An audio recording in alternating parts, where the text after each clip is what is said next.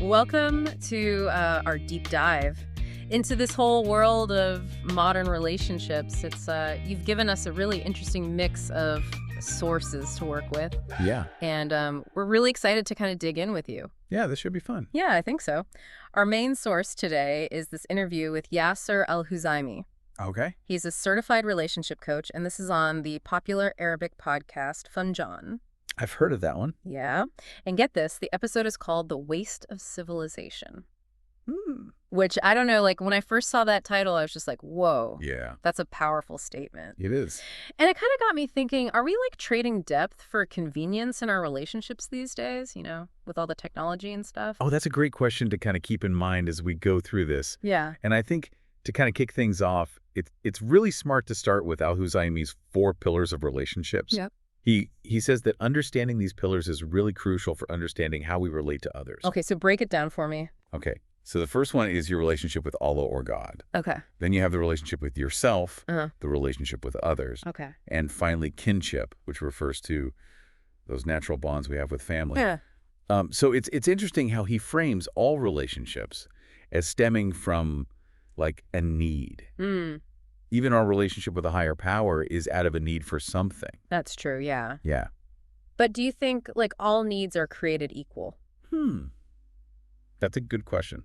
Like, is the need for like a sense of belonging the same as the need for financial support? Oh, that's a great question. Yeah. Yeah, and it's definitely something to consider as we kind of explore Al-Huzaymi's ideas here. Yeah. He suggests that recognizing the need-based nature of relationships helps us understand why some connections thrive while others fade. Yeah. Sometimes those needs evolve, and sometimes they just no longer align with each other. Yeah, I can definitely see that happening. It makes me think about how our needs might be influenced by like modern society and technology. Oh, absolutely. Like, are we prioritizing convenience over genuine connection? Well, I think Al-Huzaymi seems to think so. Hmm. He argues that a bunch of figisms, like atheism, scientism, and materialism, are shaping how we interact and form bonds in a way that may not be entirely beneficial. Whoa, whoa, whoa, whoa. Yeah. Hold on, let's back up for a second. Okay. Can we like define some of these figisms before we move on? For sure. Because I'm not sure that everyone listening is like familiar with all the philosophical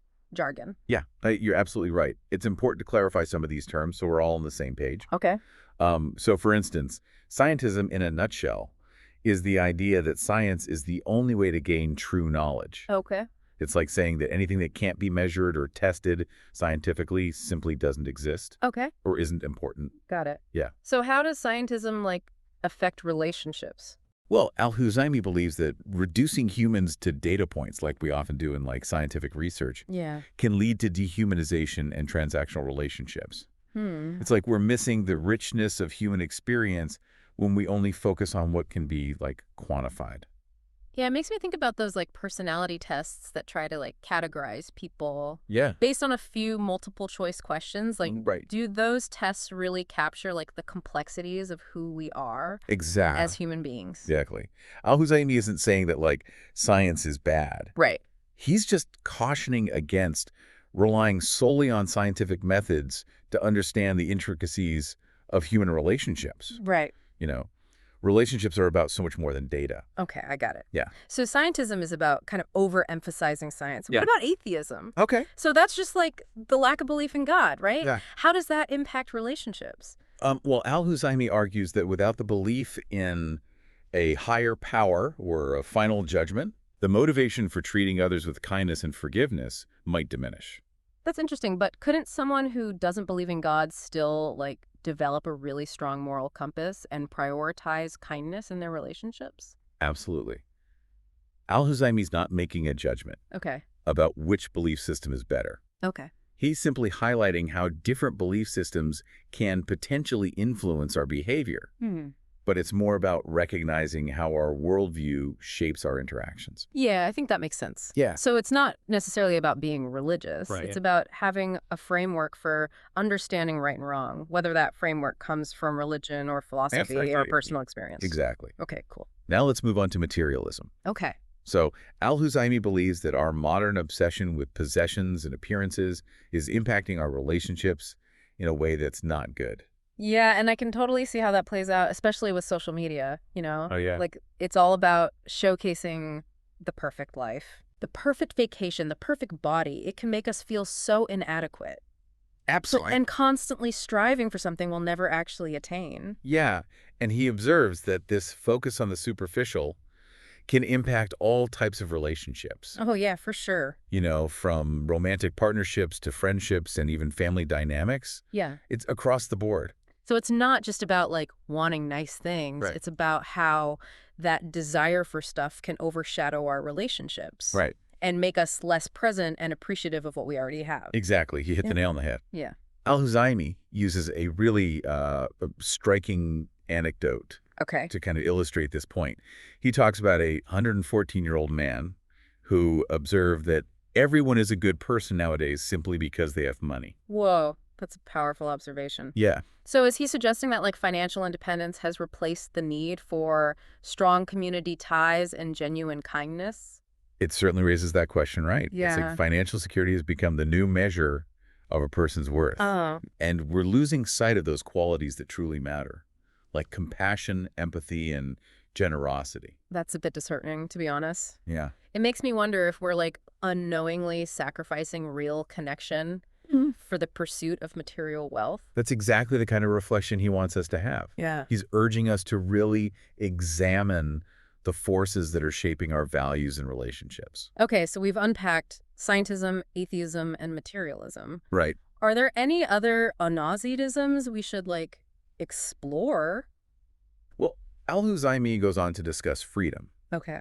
He describes it as a double-edged sword. Hmm. While individual freedom is important, Yeah. he warns that prioritizing our own desires above all else can lead to isolation Hmm. and erode the bonds of community. Yeah, and I've definitely felt that tension between wanting to be independent, but also needing to feel connected to others. It's like we're constantly trying to find that balance It is. between pursuing our own goals and maintaining meaningful relationships. It's a delicate balance for sure. Yeah. And Al-Huzaymi suggests that modern society might be tipping the scales too far in favor of individualism. Yeah, it makes you think about all those choose yourself messages Right. that are so popular these days, Right. Is there a point where self-care kind of turns into selfishness? That's a great question to ponder. Yeah.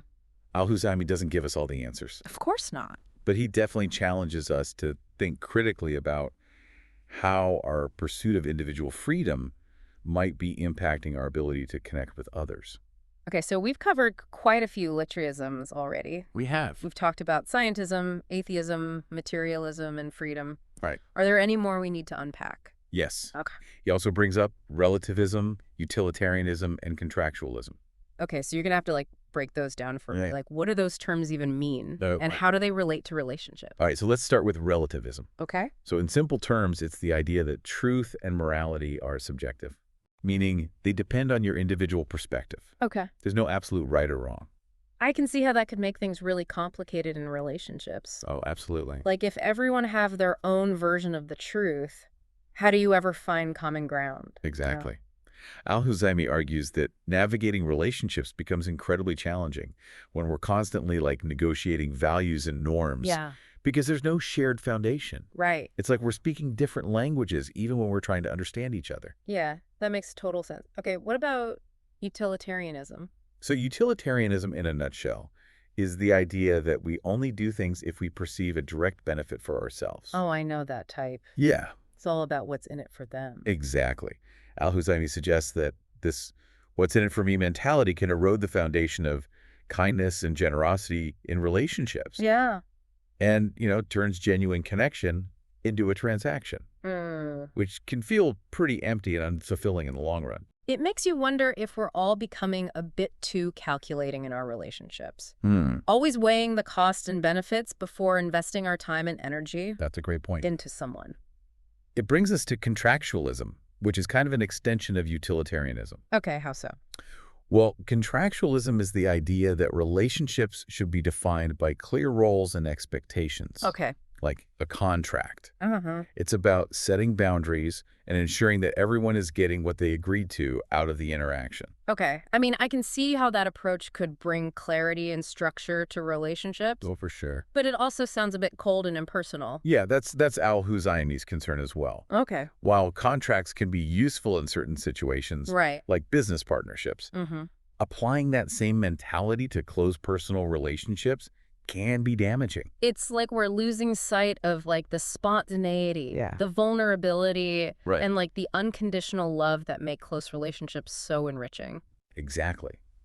Al-Husayni worries that we're becoming so focused on getting a fair deal out of our relationships Yeah. that we're forgetting about the importance of simply being there for each other Right. without any strings attached. That's a good point. Yeah. Yeah. I'm starting to see how all these easedisms are like interconnected They are. and kind of contribute to a sense of disconnect in modern relationships. Right. It's like we're building walls instead of bridges. That's a powerful image. Yeah. And it brings us to another important concept that he discusses, dehumanization.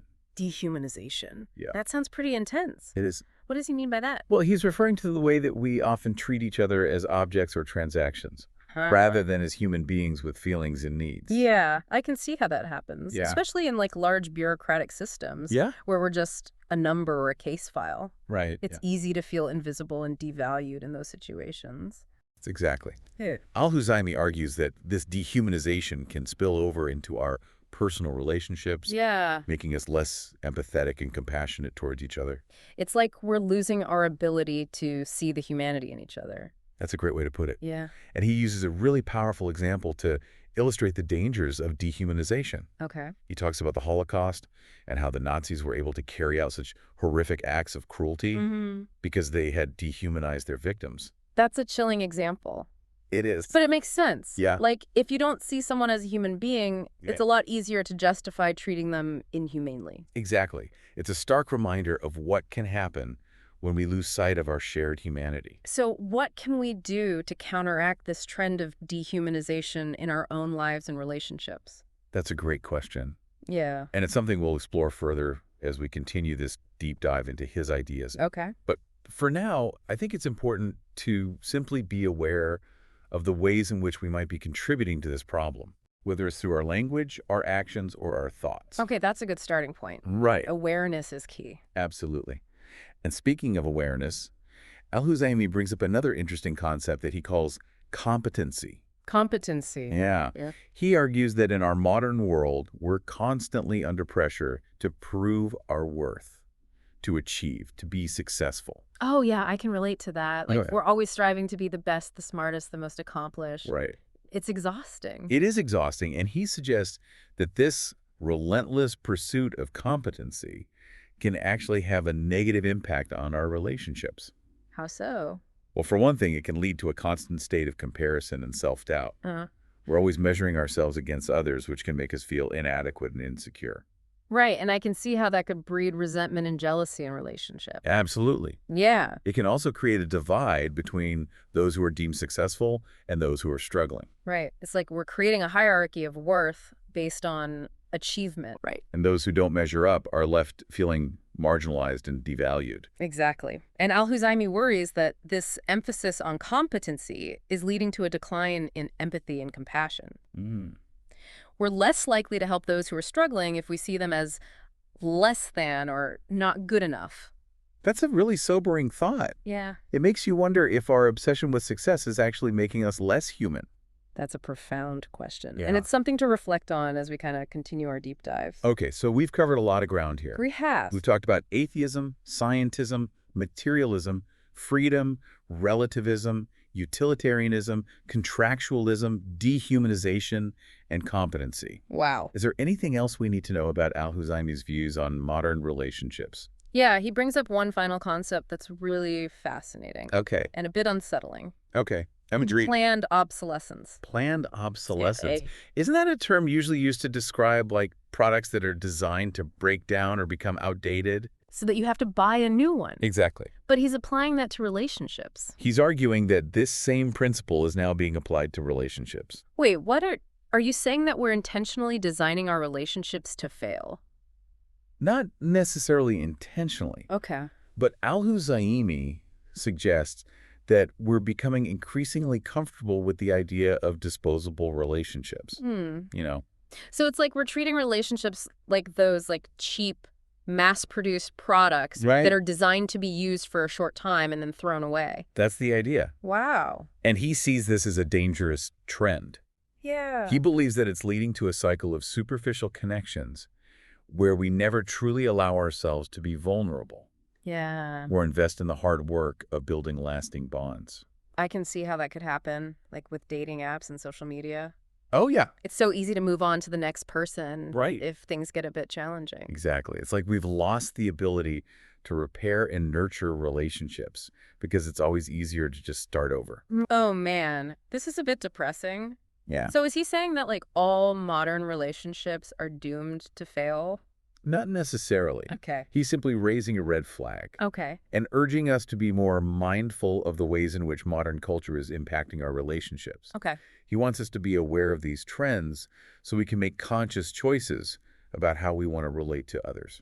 So it's not about rejecting technology or modern life altogether. Right. It's about, like, using those tools in a way that supports healthy relationships rather than undermining them. Yeah, that's a great way to put it. Whoa. That's a lot to process. It is. I think we need a break to digest all this information before we move on to the next part of our deep dive. I agree. Let's give our listeners some time to kind of reflect on these ideas before we continue our exploration of his insights. Okay, sounds good. Right. See you in a bit. See you in a bit. Okay, so we've spent some time exploring how these ecodisms that are kind of prevalent in modern society Right. might be impacting our relationships. Yeah, it's been pretty thought-provoking. Yeah. Like, I'm starting to see some of these trends play out in my own life and relationships, you know? Oh, yeah. It's like we're all caught in this, like, whirlwind of competing values and expectations. Absolutely. And I think it's important to remember that Al-Huzaymi isn't simply pointing fingers or like blaming modern society for all our relationship woes, Right. you know? Yeah. He's simply urging us to be aware of these influences so we can make conscious choices about how we want to navigate our relationships. So he's not, like, advocating for a return to the good old days or something. Not at all. Uh-huh. In fact, he acknowledges that there are many benefits to modern advancements, Right. but he also wants us to be mindful of the potential downsides, Okay. especially when it comes to our connections with others. Yeah, that makes sense. So how do we strike that balance? That's the question. Like, how do we embrace the good without falling prey to the bad? Well, that's where I think Al-Huzaymi's insights become really practical and empowering. Mm-hmm. He offers a simple but powerful rule of thumb. All right, I like it already. Okay, ready. Differentiate between what you do and can control and what is done to you, which is out of your hands. Oh, I like that. Yeah. It's like a reminder that we always have a choice in how we respond to the world around us, Right. even when things feel completely out of control. Exactly. We can't always control how others treat us, Yeah, but we can control how we react. right. We can choose to kind of perpetuate that cycle of negativity and transactional behavior, Yeah. or we can choose to be kind, generous, and compassionate, Yeah. even when it's difficult. So, like, even if we're surrounded by people who are caught up in those, like, unhealthy addicalisms we were talking about earlier, Right. we can still choose to act differently. Absolutely. Okay. Al-Huzaymi believes that each act of kindness, no matter how small, is a step towards building a better world. I love that. Yeah. It's like a reminder that we have the power to create positive change. Yes. Even in the midst of all the chaos and negativity. I love that. Yeah. Now let's shift gears a bit Okay. and talk about Al-Huzaymi's views on attachment. Okay. I'm intrigued. Yeah. Because, like, attachment is usually seen as a positive thing in relationships, right? Right. Like a sign of a strong bond. That's true. Yeah. But Al-Huzaymi makes a distinction between healthy attachment and unhealthy attachment.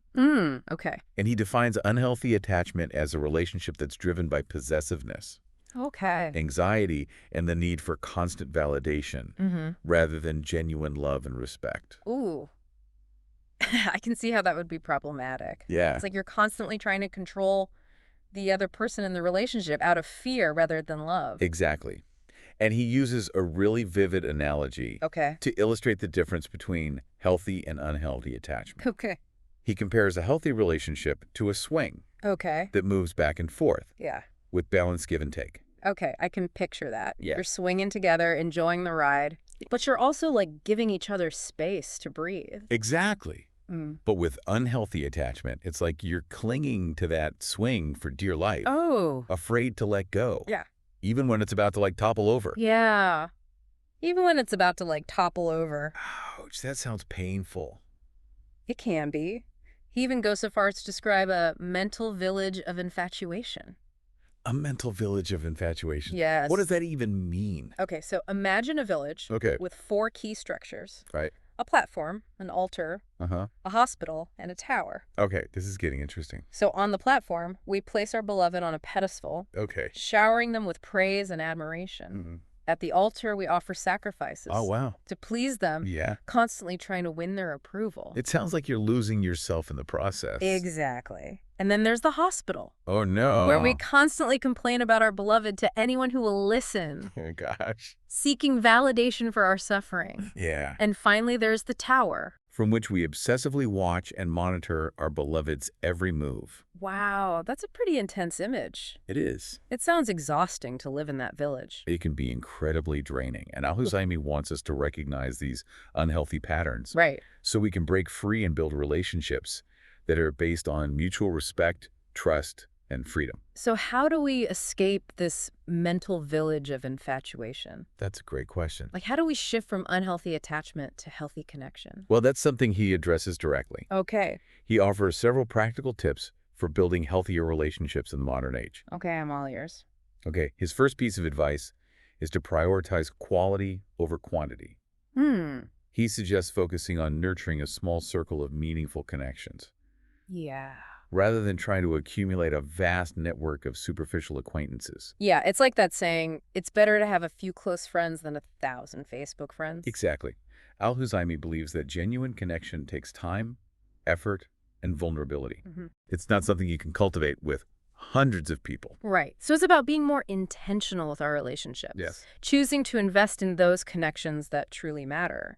That's right. And it's not just about the number of connections, But it's also about understanding the different levels of importance and obligation in those relationships. What do you mean by that? Well, he talks about the concept of ranking and arrangement.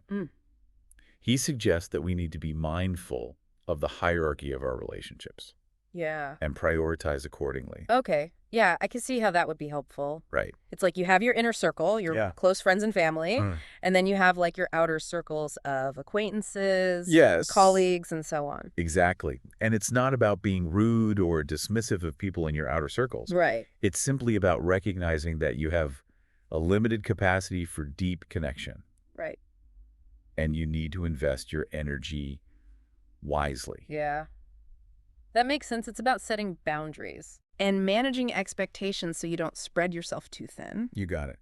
And here's where his advice gets a bit unexpected. Okay. He encourages us to embrace our enemies. Embrace our enemies. Yeah. Wait, what? Isn't that a bit counterintuitive? It might seem that way at first. Yeah. But his point is that having enemies is actually a sign that you have principles and that you're not afraid to stand up for what you believe in. Okay. I can see that. Like, it's kind of saying, if everyone likes you, you're probably not being true to yourself. Exactly. Al-Huzaymi suggests that instead of trying to avoid conflict Right. or please everyone, Yeah. we should learn to manage our relationships with those who disagree with us Mm-hmm. in a healthy way. So it's not about trying to, like, convert your enemies into friends. Right. It's about coexisting peacefully and respectfully, Exactly. even if you have differing viewpoints. That's a great way to put it, and it kind of ties into another important piece of advice Okay. that he offers. Right. Seek balance and avoid attachment. Okay, so we talked about unhealthy attachment earlier, Right. but what does he mean by seeking balance? Well, he's referring to the need to allow relationships to breathe and develop naturally Okay. without trying to control them or force them into a certain mold. So it's about, like, letting go of the need to micromanage the relationship. Right. And trusting that it will unfold organically. Exactly. And it's about recognizing that you can't force someone to love you Right. or be who you want them to be. Yeah. That's a hard lesson to learn, It is. but it's so true. It is. And finally, Al-Huzaymi urges us to choose kindness and generosity in all of our interactions. Yeah. Even when we're faced with negativity or transactional behavior from others. That's such a powerful message. It's like Yeah. refusing to let the negativity of others dictate our own behavior. Exactly. It's about choosing to be the bigger person, even when it's hard. I love that. Yeah, It's a reminder that we always have the power to choose how we respond, regardless of the circumstances. exactly. And he even shares a personal anecdote that illustrates this point beautifully. Okay. He talks about how he used to change the contact names in his phone to manage his emotions and interactions with certain people. Wait, what? How does changing someone's name in your phone help you manage the relationship? Well, for example, if he was feeling annoyed with someone, Yeah. he might remove the word dear from their contact name. Oh, so it's like a little mental trick to remind himself to lower their rank Yes, in his hierarchy of relationships. exactly. It's a way of creating emotional distance and setting boundaries without having to confront the person directly. That's actually pretty brilliant. I'm going to try that. It's a simple but surprisingly effective technique, Yeah. and it speaks to his overall message of taking ownership of our relationships Yeah. and making conscious choices about how we want to engage with others. I'm starting to see how all these different pieces of advice kind of fit together. It's like he's giving us a toolkit for building healthier and more fulfilling relationships Yes. in a world that often feels very chaotic and disconnected. That's a great way to put it. He's not giving us all the answers, Right. but he's definitely giving us a lot to think about. I'm definitely feeling inspired to make some changes in my own life. Yeah, it's great to hear. Yeah. And remember, even small changes can make a big difference over time. Okay, so we've covered a lot of ground here. We have. We've talked about the importance of awareness, Right. the dangers of unhealthy attachment, the power of choice, Yes. and some practical tips for building healthier relationships. Uh-huh. What else do we need to know from Al-Huzaymi? Well, Al-Azimi talks about how social media can amplify the trends we've already discussed. Oh, yeah, for sure. Like, it can be a breeding ground for consumerism, Right. the illusion of connection, Yes. and the erosion of privacy. Absolutely. I mean, it's almost impossible to escape the constant barrage of ads and perfectly curated lives. yeah, on social media these days? It's everywhere. Yeah, and it's easy to get sucked into that comparison game Right. and feel like you're not measuring up. Yeah, he makes a really interesting distinction between accumulating relationships versus fostering genuine devotion. Okay. You know, he points out that we've become like collectors of connections, prioritizing quantity over quality in our online interactions. Yeah. It's so easy to replace rather than repair bonds Yeah. in the digital realm. Yeah. That reminds me of how easy it is to unfriend or block someone online Right. if they disagree with you or post something you don't like. Exactly. It's like we're losing the ability to have difficult conversations and work through disagreements. Exactly. It's like we're creating these echo chambers where we're only surrounded by people who agree with us, Yeah. which can be dangerous because it prevents us from challenging our own beliefs and growing as individuals. And then there's the whole issue of privacy. Okay. It feels like we're constantly pressured to share every detail of our lives online. Right. And there's this stigma attached to those who choose to maintain boundaries. That's a great point. It's like we're losing the ability to have a private life, Yeah. which is essential for our mental and emotional well-being. Al-Huzaymi shares a rather jarring anecdote about a woman who displays her newborn Oh, yeah? through a projector to visitors. Yeah, it's like we're replacing genuine human interaction Yeah. with these virtual substitutes. Yeah. Are we losing the ability to just be present with one another Yeah. without the filter of screens? Are we sacrificing real intimacy That's a great question. for the convenience of digital I connection? guess you think about how often, Yeah. we're scrolling through our phones instead of engaging in conversations with the people right there in front of us. Right. It's a challenge we all face. It It's is in the digital age. in the visual age for sure. And I appreciate that Al-Huzaymi isn't saying that we should abandon technology altogether, because that's just not realistic for most people. Right. But it's definitely a good reminder to be more intentional about our screen time Absolutely. and to prioritize face-to-face interactions whenever possible. Whenever possible. Yeah.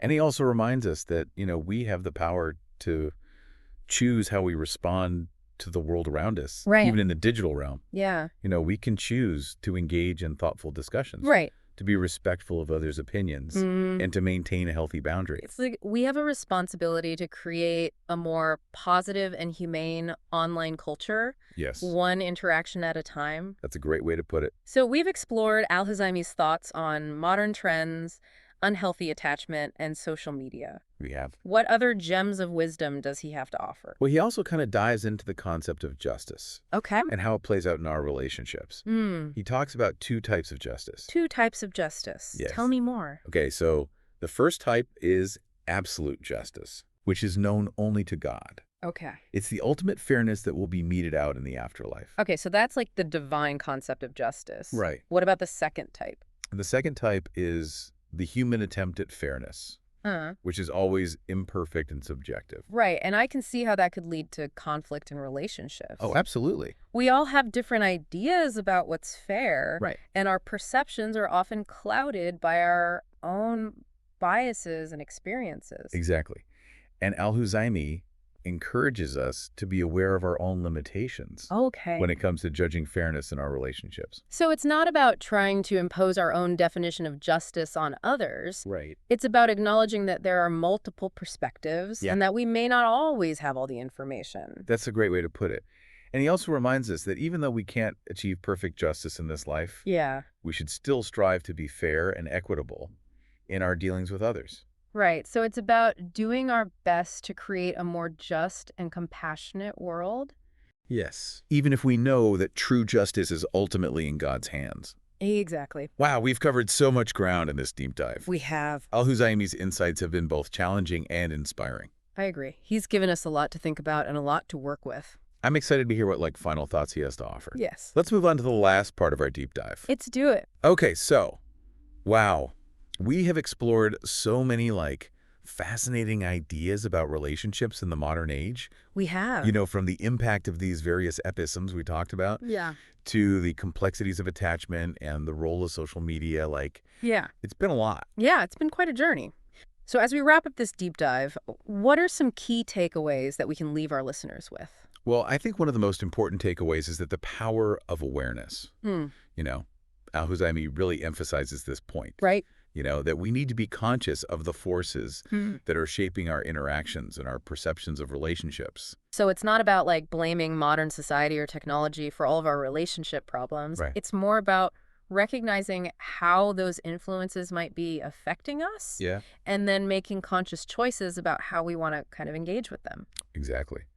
We can't control everything that happens to us in relationships, Right. but we can control how we respond. Right. We can choose to perpetuate negative patterns, or we can choose to be kind, generous, and compassionate. I love that. Yeah. It's like a reminder that we always have a choice. Even when things feel really difficult or out of control. Exactly. Yeah. Another key takeaway, I think, is the importance of balance.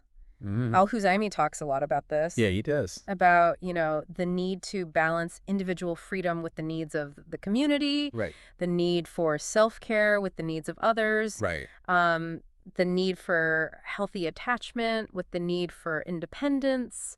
A lot of balance. It's like we're constantly trying to find that sweet spot Right. where we can be both independent and connected, assertive, and compassionate. Exactly. And it's not always easy to Well, find that balance, yeah. but it's definitely worth striving for. Absolutely. And we also can't forget about all of Al-Huzaymi's practical tips Yeah, all the practical tips. for building healthier relationships. Yes, lots of good advice in there. So he encourages us to prioritize quality over quantity in our connections. Yes. To be mindful of the hierarchy of our relationships and to manage our expectations accordingly. Yes, very important. He also suggests that we embrace our enemies. That one's a little tricky. I know, which might sound counterintuitive at first, Yeah. but it's actually about learning to coexist peacefully Yep. with people who have different viewpoints. That's a good way to put it. And finally, he reminds us to choose kindness and generosity in all of our interactions. Yeah. Even when we're faced with negativity or transactional behavior from others. Even when it's hard. Right. It's almost like he's saying that we can be the change we want to see in the world. Yes. One relationship at a time. That's a beautiful way to put it. So speaking of change, Al-Huzaymi leaves us with this final thought-provoking question. Okay. And I love this. He says, if every act of kindness is a step towards Jannah, paradise, What kind of world are we building with our relationships? Whoa, that's powerful. Right, like it challenges us to think about the impact of our choices. Yes. Not just on ourselves, but on the world around us. Absolutely. And I love that he brings in that spiritual element Yeah. because it is a reminder that our relationships are not just about personal fulfillment. Right. They're also about creating a more just, compassionate, and loving world. Yeah, that's beautifully said. So as you go about your day, dear listener, Yeah. consider the small but impactful changes that you can make in your own relationships. Yes. Choose kindness, prioritize genuine connection, Absolutely. and strive to build a world where love and respect prevail over all else. I think that's a great place to end it. Yeah, and perhaps most importantly, Yeah. ask yourself Al-Huzaymi's final question. Yes. What kind of world are you creating? With your relationships. With your relationships. Thanks for joining us on this deep dive, and we'll see you next time. See you next time.